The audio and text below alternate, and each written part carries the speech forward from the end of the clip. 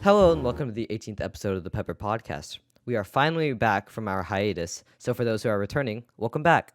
And if you are new, the Pepper Podcast covers a wide range of spicy events that occur in our daily lives.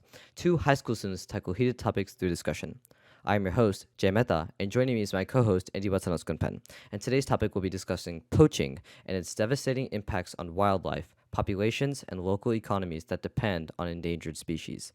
The poaching market is so large that illegal wildlife trafficking is a business worth $5 to $23 billion a year, and around 30,000 species are driven to extinction every year, according to the Center for Biological Diversity. Yeah. So, poaching. Let's first define what poaching is, Yeah. right? It's the illegal trafficking and killing of wildlife. So, a lot of this usually happens in countries rich in like biodiversity. So, they have a lot of like unique animals with, say, ivory or like furs that other people want. And these things get traded mostly on the black market, Yeah. where, as Jay mentioned, it's a $5 to $23 billion industry. So, it's a really huge industry in general. And it poses a threat to not just the animals that's getting killed, but also the ecosystem in general. Hmm. Because, once you start messing with those critical players in the food chain and the ecosystem, it really, takes a toll on the whole ecosystem. Yeah, so going off your data, Andy, so I just found a piece of statistic that says that it was a statistic from in Brazil from 2012 to 2019, and it was trying to measure, how many animal species were illegally taken away from Brazil, and it Yeah. showed that in this study, approximately 160 animal species were illegally taken away from Brazil in between 2012 and 2019, most of which was 38%, were fish, followed by birds, then mammals, then reptiles, then amphibians. Right. And so, in Brazil, of course, like you said about there being a lot of diversity, Brazil, the Amazon rainforest, that Right, right, ecosystem completely thrives on diversity. And right. taking these animals away, especially illegally, is reducing the biodiversity in that ecosystem, which is, statistically makes it harder for these ecosystems to combat Mhm. stressors, environmental stressors, and eventually these ecosystems can succumb to these negative impacts that we're creating. Right. And I think that a large part of the story that goes untold is we don't necessarily know how bad poaching is. Number one, because it's illegal, right? Nobody's going to report it. And number Exactly. two, only 6 countries collect and keep detailed data on poaching. And those countries include South Africa, Kenya, Mozambique, Namibia, Botswana, and India. And these countries, they get those data, and I'll just list a few. For example, rhino poaching is likely to increase by 356% by 2030. And every year, 35,000 elephants in Botswana are slaughtered. And it's not just the animals that are getting killed, people are also getting killed. Nearly 2 rangers a week are killed protecting the wildlife that, poachers are after. So it's not just the animal lives, it's also human lives that are getting lost in this trade. Yeah. But because I guess a main driving point behind that is because it's so profitable that, people are willing to take risks to, achieve their main goal, which of course is poaching. And so, with that, there comes a decrease in biodiversity, a decrease, the human life is lost. Like you said, around two rangers are killed every week. Right, right. And, it's just really a negative impact that we're creating on our ecosystem. Not only to mention, like, we're creating a lot of kind of conflicting viewpoints on this, especially because, like, African elephants, especially now, I saw in a study that their tusk sizes were actually decreasing in size due Right, to right, artificial selection, where right. through artificial selection, where the poachers would try and kill the elephants with the biggest Right, tusks right, right, because right. they had the most ivory. The Yeah. elephants started to reproduce with or Mhm, more mhm. elephants that were small that had smaller tusks reproduce, Yeah, yeah, which yeah. now some data has shown that statistically the elephants with smaller tusks are more likely to survive, and that's why there's more abundant of population of them. And so, but more African elephants are being killed for ivory than are being born. So there is a negative population increase in of African elephants. And so even though that they're tusk sizes are smaller, they're still being killed more than they can be born. Mhm. And so they're dying, and we're creating more and more endangered populations. And like you said, approximately, or like I said, actually, 30,000 species per year are being driven to extinction. That's around Right. three per hour. So that's very, Right. very, I mean, Right. that's pretty bad considering, Right. Largely due to a multitude of factors, whether even though poaching does play a significant role in that. of course, of course.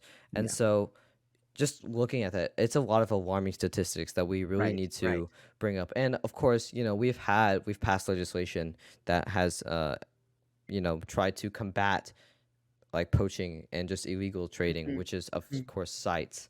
For those who don't know what CITES is the Convention on International Trade in Endangered Species of Wild Fauna and Flora.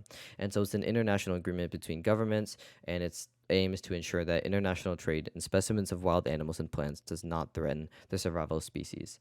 And so they try to prevent, the trafficking of illegal animals and or the illegal killing of animals, and so that like very significantly helped in reducing the amount of poaching. But again, like I said, it's very profitable, which is enticing to people in high biodiversity areas, which leads to continued poaching to this day.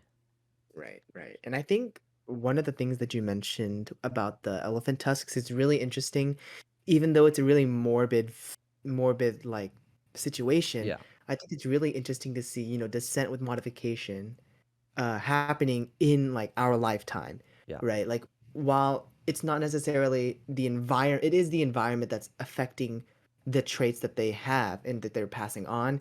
It's the environment that we've created that they found that elephants, with smaller tusks are on the rise because they're less likely to get killed because they hmm, have less ivory. Same thing with rhinos. yeah, They have less of their horn, which is good and bad, right? Good because they get poached less, but also bad because naturally rhinos use those horns, and elephants also use those tusks, yeah, for mating stuff and other biological functions that wouldn't be playing as big of a role now because they're literally shrinking, yeah. right? Yeah. And so it's definitely impacted their ecosystems and has Right. really kind of Right. altered the way Hmm. things are in that environment. Hmm.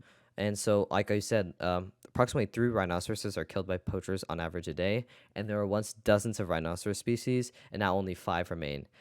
So it's definitely decreasing in Right. size, and poaching these large animals that are probably the top of the food chain, these quaternary species, they Right. Right. with kind of an altering image of them that makes them maybe a little bit like less intimidating, or just kind of decreases their tusk size, which is probably used for some kind of function. Of course, like Right. rhinos use their I guess their horns for Yeah. just day-to-day function. And if that's decreasing in size, that's probably going to negatively impact their ability to hunt for food, Hmm. continue Hmm. to eat and thrive in their normal society. So it's definitely changing the way that uh, rhinos are living today and elephants are living today, and it's making it a lot easier to be predated on. And so, Right. on top of that, just looking at biodiversity, going back to biodiversity, I just found a statistic, and this is just very alarming. Biodiversity in Latin America has decreased by approximately 83% since the Wow. 1970s.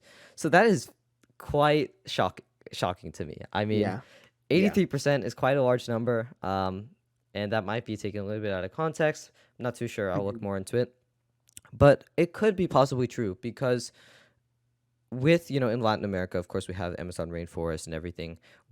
There's other factors that are contributing to poaching. Right. And so, first of all, we have to also address the issue of logging and clear cutting that is exposing these animals and biodiversity that is decreasing the biodiversity. Exposing these animals could change or alter their ecosystems and would disrupt the food web that they have in that environment. And so, like I Mhm. said, about 30,000 species per year are being driven to extinction. A possible cause of that, like you said, there's multiple causes. Logging could be a big proponent of it. And Right. on top of that, that might expose some species to be poached makes it a lot easier for them to be maybe seen. And so what we're seeing is that a lot of biodiversity is decreasing statistically, and horn sizes are decreasing, and we're seeing just a negative kind of backtracking that is Right. trying to Right. fit Right. the norm of today's society. And another big proponent of it is fashion and I guess trends. And Mhm. we can maybe get into that later. But Yeah. a lot of fashion, fast fashion is killing. We can get, Right. and that's Right. another another day for Right. another episode, Another episode, another topic yeah. for another episode. But it's fast fashion is causing a lot of issues, that requires a lot of resources. Right. And on top of that, just normal daily fashion and trends, um, something very tasty, according to just these people that are eating shark fin soup. A lot of sharks are being killed for shark fin soup, and so it's Right. the people kill more than 100 million sharks throughout the world each year, often illegally, to make shark fin soup. And so these should, I guess, even though it's like it's a specialty, it's like a it's not something that's very easily found. And so because of its rarity, because of its scarcity, it's Right. often sought after more, Right. kind of feel like the desire of Mm. people's greed, to maybe create Yeah. a sensation that they've not felt before. And Right. so that thinking and that kind of idea is Mhm. causing a lot um, Right. of a decrease in biodiversity and a lot of poaching. Right. Right. The elusivity you said, you have those like delicacies. And I was just gonna mention, I actually did have an experience with shark fin soup over the summer because in Thailand they actually had it and I refused to go like I refused to eat it at all. Like, Yeah. because I knew how much of a problem that poaching of sharks and killing them for their fins is, that I just refused to eat anything that was like associated with that shark fin soup. But yeah, it's very much ordered by a lot of foreign tourists Yeah. because it's like, oh, this is exotic. This is something you know what I mean? Yeah. And that attitude can be transferred into like the mind of a poacher, right? They see a tiger, it's like, oh, that's exotic. I can make whatever with their fur or with their heads or a rug, whatever. It's it's a detrimental um, attitude that doesn't just harm the person but harms other people and, as you said, the animals and ecosystem. And speaking of like delicacies, it culture has a really large part in Yeah. poaching. Yeah. If we're talking about like, say there are some countries in Africa, like South Africa, for example, traditionally it's like they have their own cultural medicines, and these medicines they have like animal parts in them. For Yeah. example, China also has Yeah. this. Traditional Chinese medicine has animal parts, and like it just uses a bunch of other things that are directly related from their culture that does include poaching. And while if we look at it through the lens of a cultural standpoint, we could see how in the past it wasn't as problematic because poaching wasn't as large scale and commercialized as it is today. It's also important to recognize that that also plays a part in the poaching problem that we see currently. Yeah. And not to mention, like you said about culture and how China, especially, they have a lot of their traditional Chinese medicines and homeopathic practices use various animal products and byproducts. And so, on top of that, China also coerces and uses their power as a global superpower at this point. I think I Right. consider them a global superpower. Yeah. They're using their influence to pressure countries around them for their resources. So India, for example, China has pressured India to export many of their big cats and megafauna. Tigers, leopards, and other big cats are in high demand for their claws, skins, and bones in various Asian countries. And so this has driven up the poaching and trading rates of many endangered wild cats. And Indian Right. elephants, on top of that, have felt the pressure and have been known to be poached all across India. And so again, there's this kind of idea where something is sought after, Right. and Right. Right. especially with a country with high influence in that area, Right. it makes Right. it a lot easier for these countries to kind of enforce their Mhm. ideas onto and exert pressure onto their nearby countries. And Yeah. so, like I said, Myanmar, which is very close to China, is Hmm. unfortunately known to be a dominant global hub of illegal trade, and they form Right. 1/3 of the illegal wildlife market, the Golden Triangle, which is a high Yeah. traffic area for smugglers and wildlife trade. And so, it's tigers are a big part of their trade as well, and so Mhm. a lot of the uh, just materials are transported to maybe a certain area and that's kind of dispersed. And so this happens with, of course, there are some countries that don't have as strict regulations or Mhm. have officers or personnel that are public safety officers that are bribed to kind of bat their eye, against it and kind Right. of be Right. Right. like blindsided away from it. And Mhm. so this lets the people continue to poach and is definitely contributing to the problem that we really have today. Right. And I couldn't agree with you more. So let's move on Yeah. to some ways that poaching has been monitored over the years, Yeah. right? So I know that, poaching a lot of these countries, especially in Africa, because they are often the victim or the hub of the world to go for poaching. And Yeah. they have these like reservations or conservation projects to kind of preserve the natural ecosystem of endangered animals that are subject to high rates of poaching.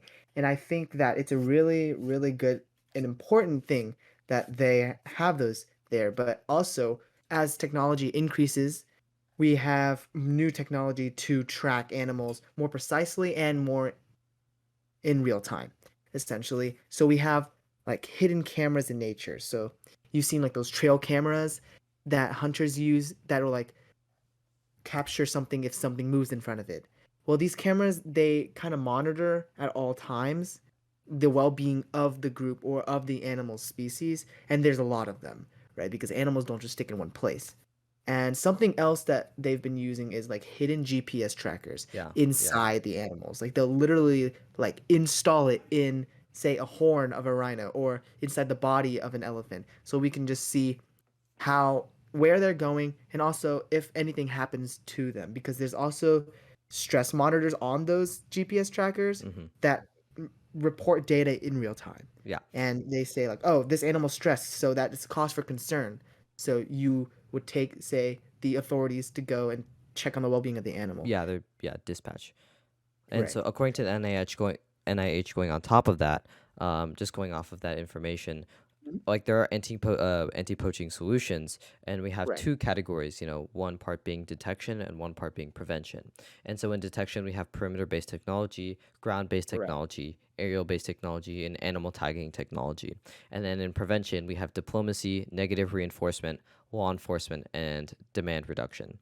Right. And these are all ways to you know decrease poaching and Hmm. have been very effective through a lot of means, with, of course, diplomacy being sites, Right. more money being funded into law enforcement and to a technology that is alerting law enforcement and has really kind of shaped the way, and especially in current years, decreased poaching. And so since Right. 2015 and in the last decades, since in the last decade, 9,885 African rhinos have been lost to poaching. But since 2015, poaching has decreased.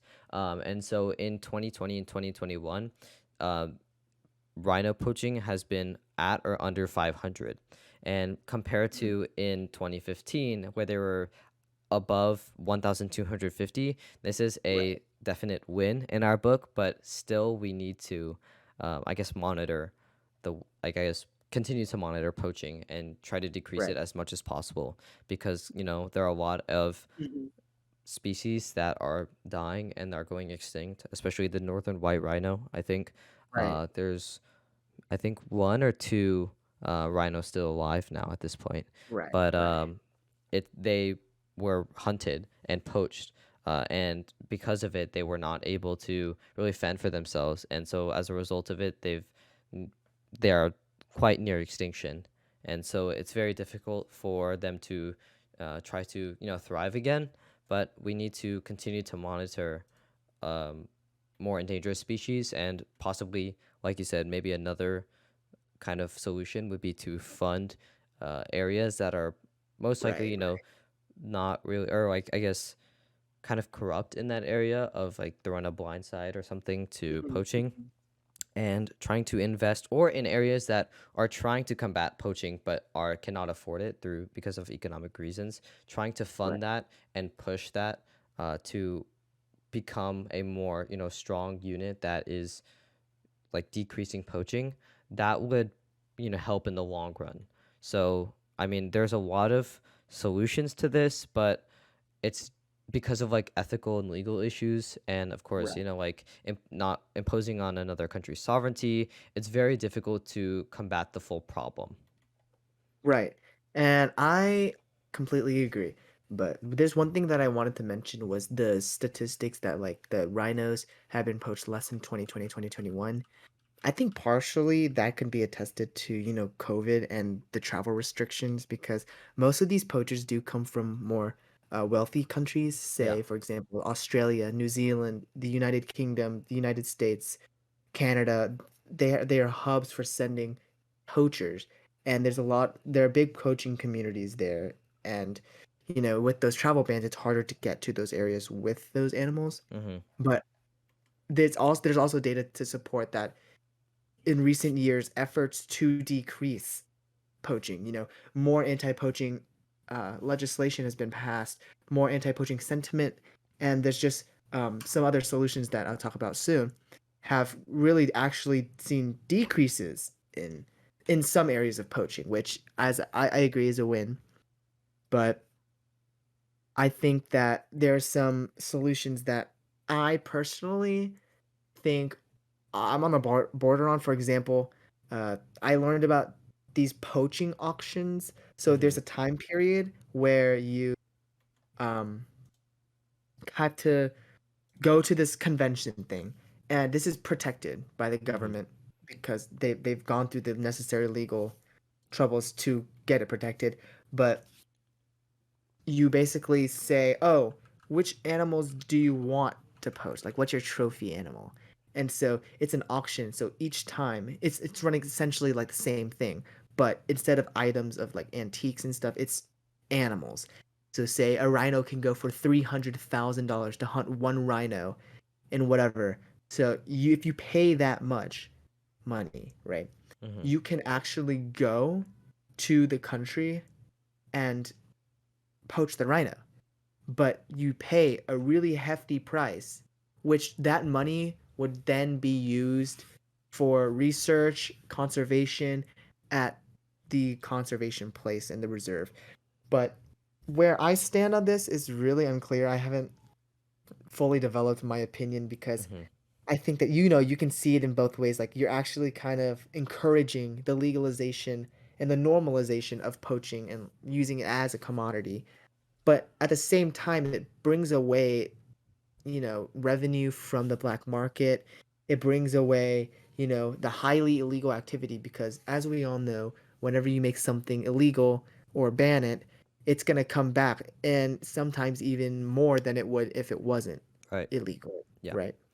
And not to So, mention, yeah. oh, sorry to cut you off. No, I was just going to ask what are your thoughts on that? Yeah, so I think that's definitely controversial, right? It's a controversial idea, Right, but right. we also have to point out that there is another side to this where poaching and hunting is a part of the economy of that area and is is used as an income source. And so a lot of local areas need food or money to survive, and sometimes these species are the only things available. And so personally, I know somebody um, whose family runs a farm in Ethiopia, I believe, that Ooh, um, for just hunts, but also sells the hunting, or I guess the right, right. animal for profit. But the profit is distributed among the local village and is used to kind of boost the area into a better developed area. And so that positively impacts the social or the human aspect of things here. But I guess it comes down to a question of, is it ethical?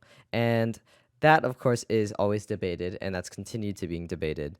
But it's hard to really place a line, and I guess a big reason of why this is so controversial is that this is one of those gray line issues where it's very hard to find kind of a medium between what is considered ethical and what is considered not ethical when it comes to poaching.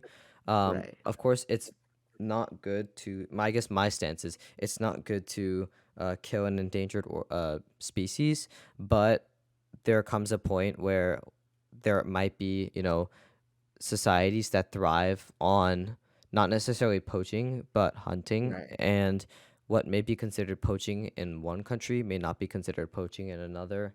And also, on top of that, poaching, or I guess the idea of animal hunting, can bring revenue for some societies.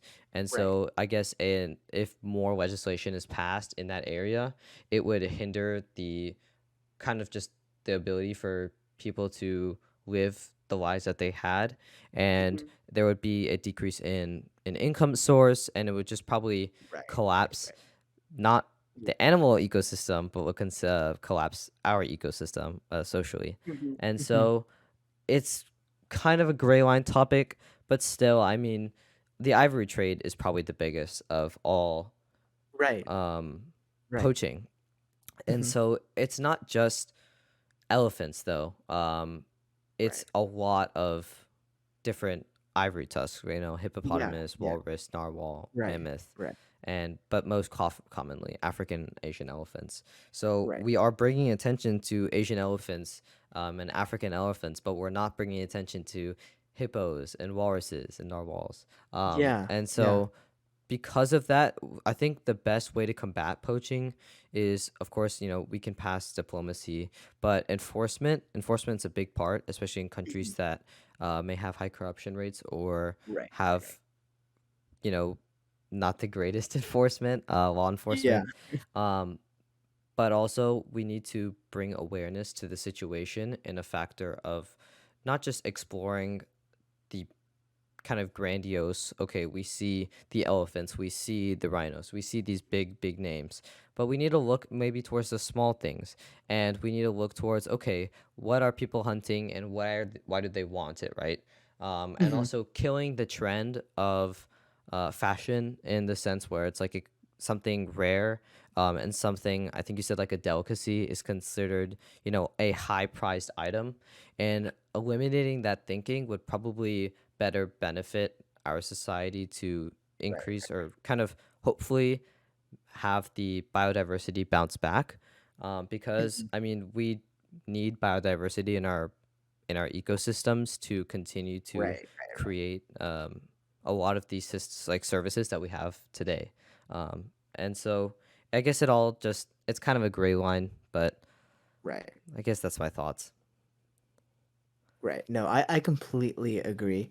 And I agree with the enforcement thing because, as you said, some countries will be kind of pushing back on those more strict legislation because they know that the act of poaching is a lot of revenue for their own economy. Yeah. Yeah, and I like to talk about some more solutions, but there was one glaring solution that I just completely skipped over, but the dehorning, detusking, whatever of the animals, Hmm. right? Like especially for rhinos, like you said, there was the northern white rhino, and there were only a handful left in the world before extinction. But a lot of what these reserves do is they'll dehorn the rhinos Mm. in a way that it's healthy, but what poacher would want to go after a rhino with no ivory, with no horn, Yeah. right? And it has shown to significantly reduce the amount that that they get poached. But yeah, and I think that also just more information as more data comes out, it easier to fight poaching in general because it's just better to have more information, especially if we take into consider drones being used in these countries. And in recent years there's been more drones to track where these animals are moving and if there's any suspicious activity that's happening Yeah. around them. But yeah, I think just at the end of the day, poaching is a very multifaceted problem that requires a multitude of solutions to totally tackle because it's so lucrative and elusive that Hmm. it's just really hard to, hold people accountable. Yeah. And another, I guess, another big thing is if you can't really help or try to change things, if you don't think that you can in your area or you don't feel that you're able to, kind of be hands on, donating is a Yeah, great way to kind of help. And, but make sure you do your research and you donate to right, actually right, credible places. Uh, right. of course, donating to these, like maybe some big name organizations that use the money towards funding and maybe like exactly hands on may be good, Mhm. but of course, do your research to make sure that the money that you're donating is being put to good use. But I found Right. an article by the American Wildlife Foundation that explores five big reasons why poaching is still continuing, which I think is like I'll just highlight like the top the Go five big ahead. things. So enforcement and protection, despite the global consensus that condemning poaching is important, they are really the places where endangered wildlife needs to thrive. And so Right. it's difficult for these countries to enforce it, maybe through something I'm about to get into, lack of economic opportunity. And so the Right. lack of the money or just the fiscal amount that they can afford is not very high. So it's very Mhm. difficult for these countries to afford proper enforcement. And so the per capita Right. gross national product in the DRC, the Democratic Republic of the Congo, Mhm. is just $430 compared to 5,300 400 sorry, 5,000 $53,470 in the United States. Not Wow. 5,300. $53,470 in the United States versus 430 in the DRC.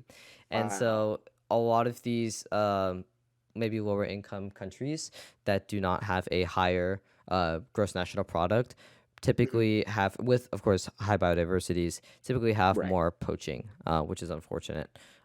Right. Trade ban enforcement, and so again, like I said, Mhm. creating, you can pass all the policy you want, but if it's not implemented, it doesn't really matter.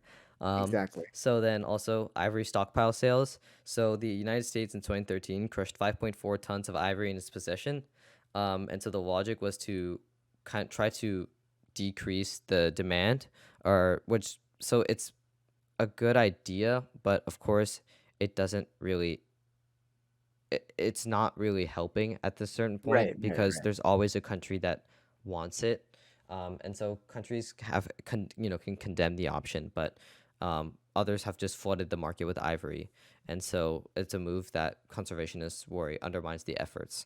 And then also Mhm. probably the biggest, which is public education. Right. There are people that are not publicly educated about um, poaching and illegal wildlife trading and really how big the economy is. 5 billion. When I heard 5 to 23 billion, of course that's a very big number, like a big range. 5 to 23 is a very big range when it comes to billions, but at least $5 billion a year, even at the worst, $5 billion a year, like illegally selling animals and tusks and ivory and all resources that should not be hunted is very big, and it's a very large amount. And so I think Right. publicly educating the size and the impact that we're creating, and publicly educating people about how to stop it, how to support anti-poaching behavior, and condemning that action, I think is very important. Right. I completely agree. And with that, our discussion comes to an end. We thank you for listening and hope you'll stay tuned for future episodes. Don't forget to follow the Pepper Podcast on Instagram, Spotify, Apple Podcasts, YouTube, and Google Podcasts. Thank you. Thank you.